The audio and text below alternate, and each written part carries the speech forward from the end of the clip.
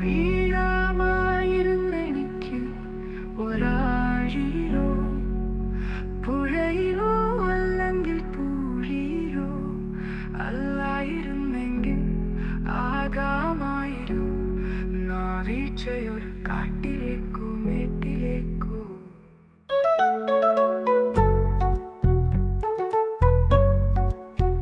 ഏതോ മണലാരണ്യത്തിൽ ചുട്ടുപഴുത്ത മണലിലോ പലതൻ പുറത്തോ ആകാം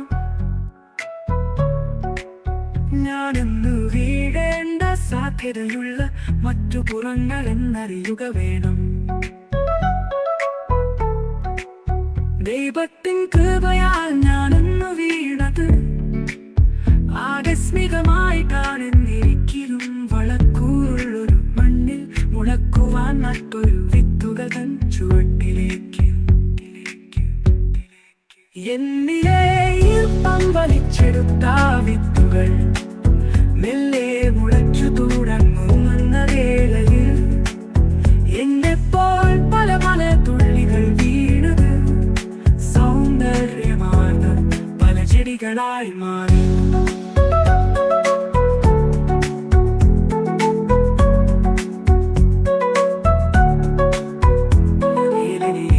ഈർപ്പം വലിച്ചെടുത്ത വിത്തുകൾ മെല്ലെ മുളച്ചു തുടങ്ങുന്ന വേളയിൽ എന്നെപ്പോൾ പല പല തുള്ളികൾ വീണത് സൗന്ദര്യമാർന്ന പല ചെടികളായി മാറി.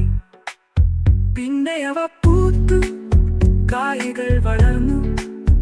അപ്പോൾ ഞാനിങ്ങനെ ആലോചിച്ചു, ഒരു നാളിലതിൻ മുള പൊട്ടുവാനാ എന്നിലെ പവതിൻ തുണയായെന്ന്.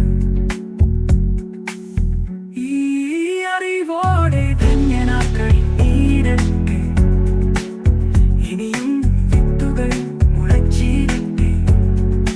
ഓരോ വർഷവും അത് ആവർത്തിച്ചിടുക, ഈ പഴമഴത്തുള്ളിയെ മറക്കരുതേ.